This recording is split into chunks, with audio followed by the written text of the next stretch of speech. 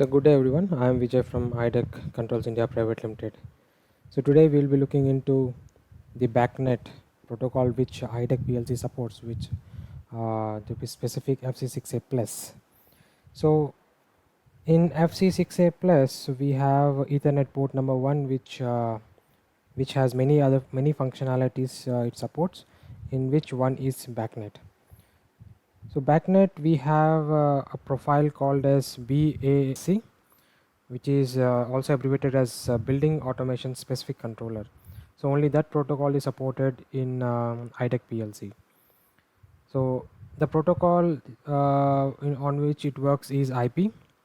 As you know, we have other protocols such as MSTP also, that is Master Slave Token Passing. But in IDEC we have BACnet IP only.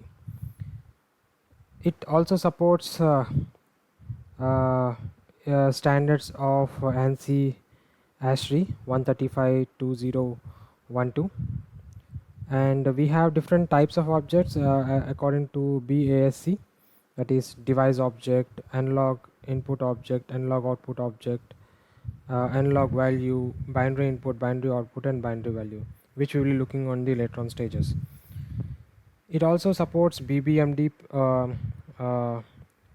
which is abbreviated as BACnet IP Broadcast Management Devices, which is used to forward and route the data via broadcast communication to other IP subnet networks. To the max, we can go up to 256 connections, 250 object creations altogether. There are two types of functions to be specific. One is called as subscribed COV, the other is called as unsubscribed COV. That is, COV is abbreviated as change of value. Whenever there is a change of value in binary input or analog input, might be in output also. So it automatically transmits the data from BACnet Explorer to the PLC or PLC to the Explorer, the other way around. So without any delay, let us move into the practicality part of it. So as you can see on the screen, I have FC6A plus CPU, which I have selected as 16 IO. So if you have any other, you can go with 32 IO as well. Since only plus support, so I can only choose either of these two. So as you are aware that Ethernet port number 1 is only supported for BACnet. Let us move on to the project window wherein we can find Ethernet port number 1. Just double click on that to open the settings of that. So here we have to set the IP address of the port number 1. So right in my case I am setting 0.5 because I'm using a router in between which has an IP of 192.168.0.1. So I'll be going with 0.5, and for other communications with my PC I'll be going with 0.6 for Ethernet port number 2. So in port number 1, as I said you, we have BACnet IP. So before that I'll set the gateway as well because I'm using router. So then just slide it a little bit down to find BACnet IP settings. To make it configure, we have to check the checkbox of BACnet IP. Click on configure. So here you can find BACnet device, port number and all. So this is what is identified by the Explorer or the BACnet other devices. So my device, I'm naming it as device ID number 1, but you can go with any other number as shown before, 4194304 also, 302 also. Now the port number I'm keeping it by default. If you would like to change, you can change the port number here as well. So these two are again variable, so you can go with data register if there is any necessity.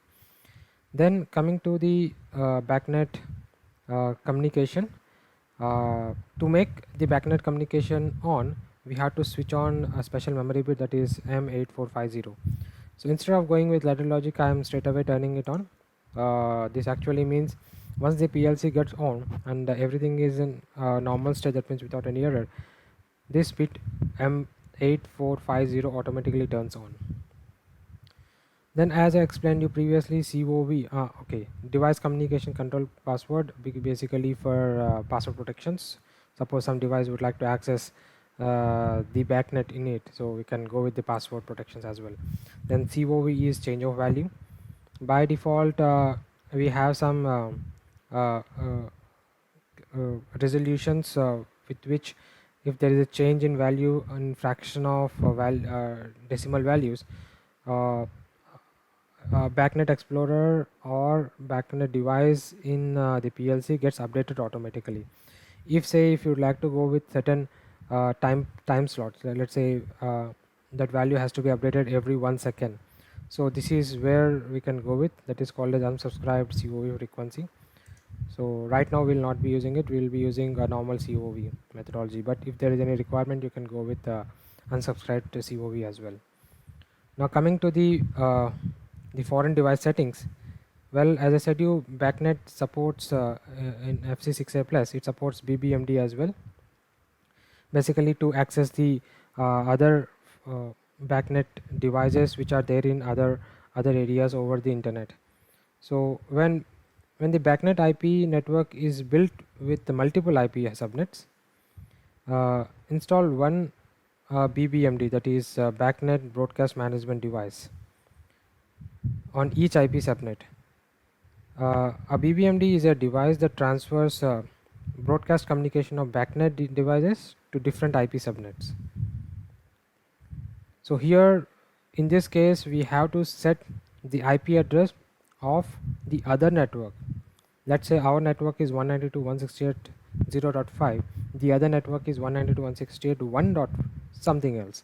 So in that case we have to set 192.168.1 dot that specific IP address over here and the port number of that BBMD device. So here we can go with the communication settings, how long it should retain if it is not communicating properly, right? And the registration trigger, once you are doing the settings, we have to register the settings as well to with the help of this specific device. Then moving on, these on all are the settings of the BACnet. Then moving on to the actual objects for the communication between two devices of BACnet. Here, as I said, we actually support BASC, that is Building Automation Specific Controller. In this, we have device object, analog input object, output object, analog value, and binary input, binary output, and binary value. So these bottom three are binary. The above three are analog, that is the digital value. Sorry for that. Then basically we can create 256 objects altogether. So here BACnet device object is a system defined object, so we cannot transfer anything. It is just to identify the other BACnet device, just for them to identify from where they are getting the data from. So let's say once I create an explorer, once I open an explorer, so you can see the values over there, the what kind of BACnet device that is FC6A plus, and where is it from, IDEC kind of corporation. Let's say you would like to mention the location, let's say India, maybe description IDEC, okay, IDEC India, something like that. You can write the description. So there are few read and writes over here as well. We cannot write everything. Few boxes over here are only read only, we cannot write the values in that.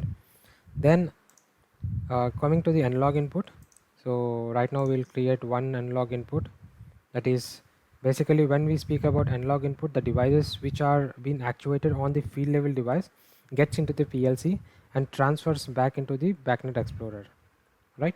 So that is analog input. So I am making the instance number, that is just to identify what is the analog input. I'm making it as 0. Click OK. Then the same identifier, it has come here, object name has come here. If you'd like to change, you can change that as well, just to identify the name. Not hard and fast that there are no rules such as you have to go with the specific name. Description, you can write this description as such as maybe some temperature sensor, temperature value. So description can be anything. Device type, you can mention this as, this is also general conventional name which we can display here. Let's say device type is Then present value, the value from where it is coming, we have to put it as enable here. Then click here to enter the register from which we need to send the value to the Explorer. Let us say I'm going with D20 here. Can go with any value, any register. And here conversion type, it can be a word, it can be integer, it can be double word, or it can be a long integer. So depending upon this the value with which we are getting the analog input, the value that we can mention the data type here. So let us go with the word only. Okay, so the remaining properties are quite, I mean, few are disabled by default, few are not enabled. So if there is any problem in this object, so you can even click on the status flag to identify what is happening inside. So right now I'm putting this as simple as possible. Then clicking on the object analog output object. So here I'll go with object number 1 just to identify that this is 0 and this is 1. I'm going with that naming convention, but it is upon the user's requirement. They can go with 0 as well here. So I'm going with 0. So analog output means the value which is coming from the BACnet Explorer to the PLC, and we can give it to the output side. So that is an output. So here again for the preset value I'll go with maybe I have gone with D20, right? I'll go with D22 here. And the type of conversion, I'll put it simple, that is word without any coefficient. Coefficient means if you are getting value of 100 in D22, coefficient is nothing but a multiplication factor. Let's say I would like to display it as 10, so I need to mention it as 0.10. So right now I'm putting it as simple as possible. Okay, then description, if you would like to go you can go, otherwise you can leave it as it is. And then the analog value. So analog value object is basically read and write. Initially we have seen analog input means one-way communication from PLC to the BACnet Explorer. Analog output means a one-way communication from BACnet Explorer to the PLC. Whereas analog value is a dual communication. That means the values can be transformed from PLC to BACnet Explorer or BACnet Explorer back to the PLC. So it's a two-way communication. Let us create an object. I'll name it as stew. Preset value I'm going with D0. So here you can see for reading the register is D0, for writing the register is D2. Similarly for there is a small principle what we have to apply here. To send the value from PLC to the BACnet Explorer, we have to follow a few rules. So those rules are, I have mentioned the trigger and the priority as 10 and 11 and 10 respectively. So for the priority we have to mention, let's say there is a stack of 15 stacks are there. So in that 15 stacks, let's say I would like to move this value to 10th rack. That has to be done with the help of D10, and the writing of this value into that stack is done with the help of writing device trigger, that is D11. So let us see how it happens. I'm taking the conversion as a float here. Okay, since we have previously taken word, so let us see float, how the floating value happens over here. So click OK.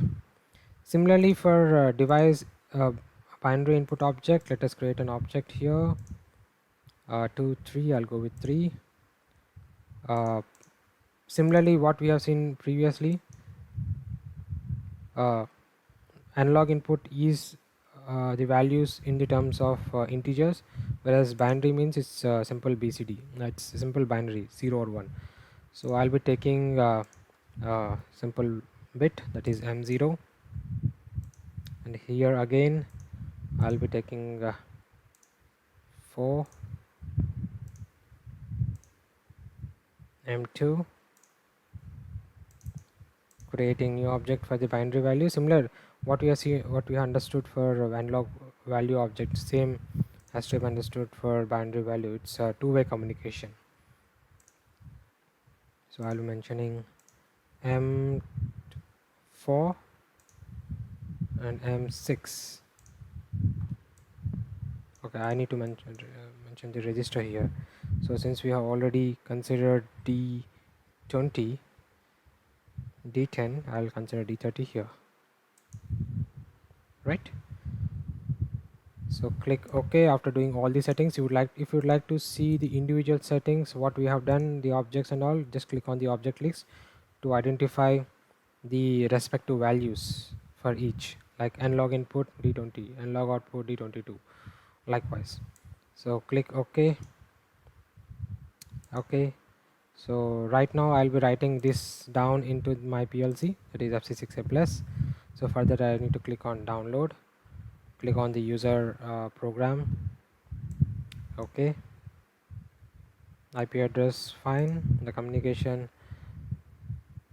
the IP address which I'm doing with the PLC. Once it is done successful, let us click OK. Let's go and monitor.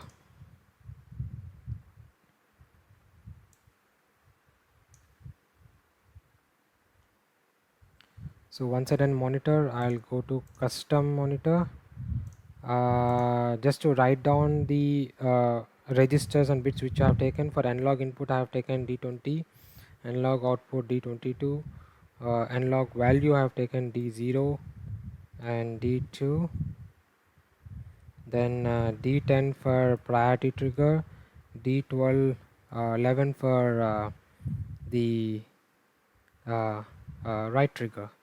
So here I need to consider this as floating because I have considered the analog value as floating. Similarly here as well.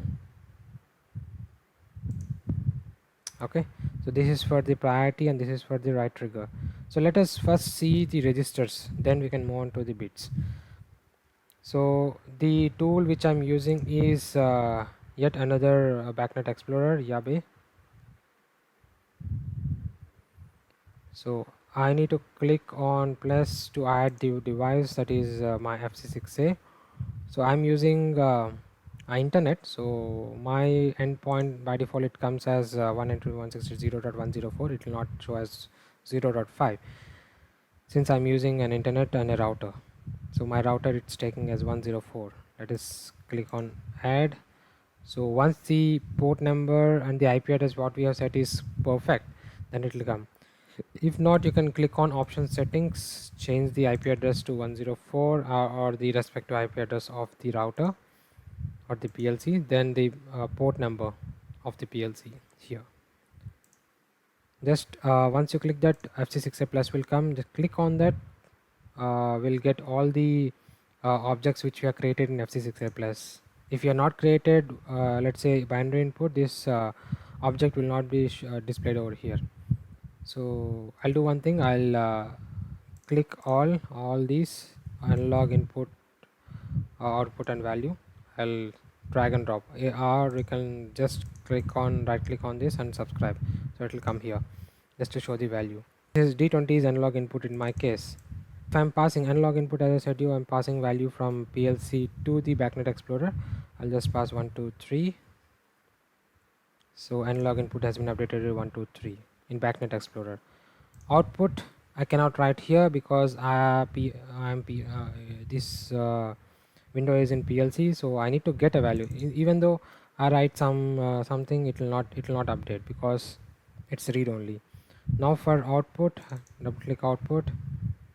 On the right side you can see present value. In that maybe I'll write 456.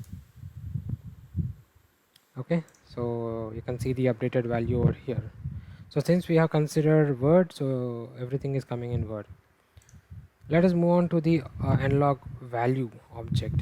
So in analog value object, okay, this I have done some things previously, so I'll change it back. So this is D0 is only for reading purposes, this is D2 is for writing purposes, which we have done in the settings of BACnet analog value.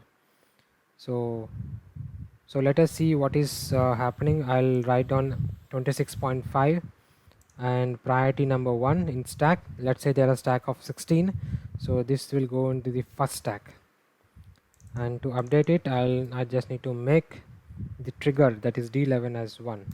So automatically once it happens, the trigger happens, so it will come back. Once the writing happens, once it comes back to 0, right? So this has gone to stack number 1. Let us go and see. It has been updated here in priority flag. Okay, I think I actually need to click on analog value. In priority, you can see 26.5 has come to the first priority. As I said to you, there are, let's say we assume this has 16 stacks, or in here it is 15 stacks. So I need to move the value to the second one. In that case, I need to mention D10 as 2, location as 2. I will change the reading here as 27.5, and update. As of now, it has not changed. You can see here it has not changed. Once I do the trigger, it changes the value. It gets updated.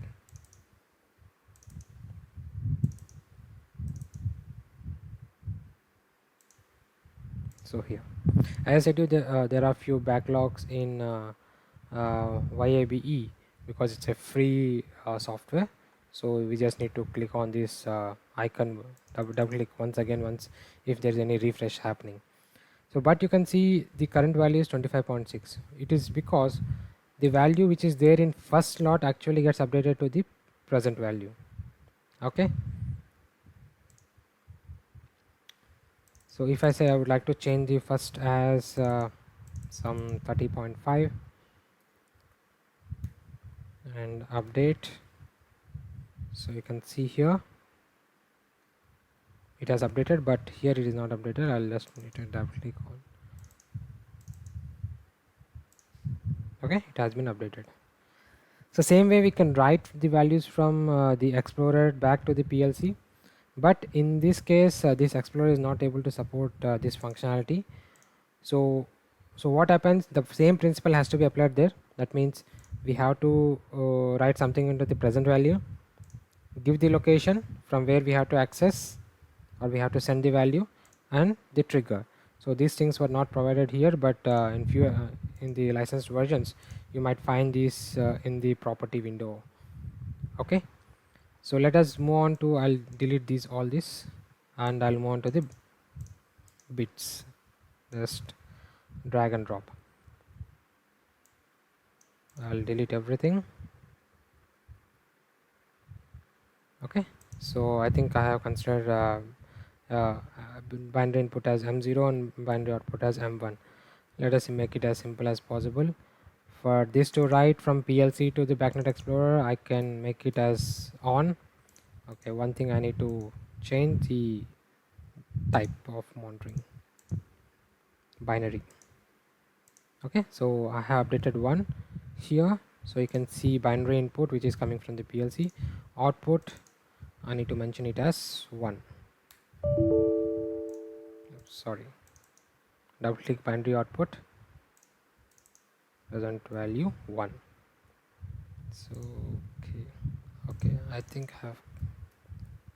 I have given that bit as M2. That's my mistake.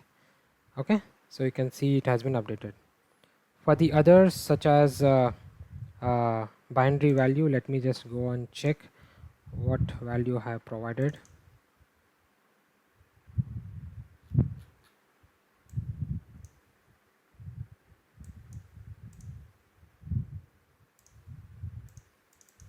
So we can see here it's M4, M5 for reading and writing, M30 and M31 for priority and the write trigger. Right, so I just need to mention this M4, M5, D30 and D31 over there in the monitoring.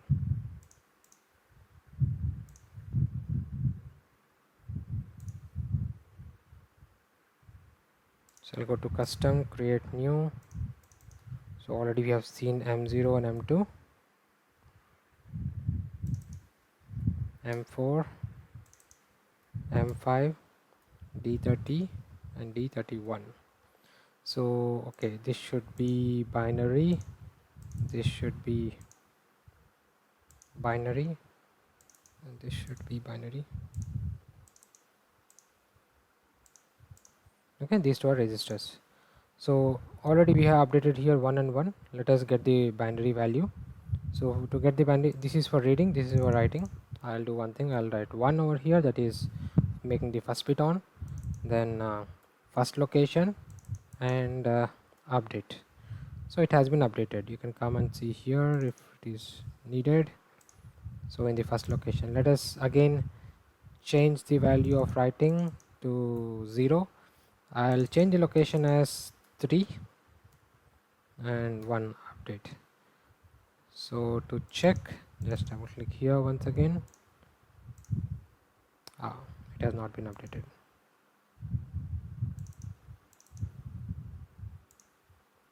Okay, let me just do one thing. 3 1 1.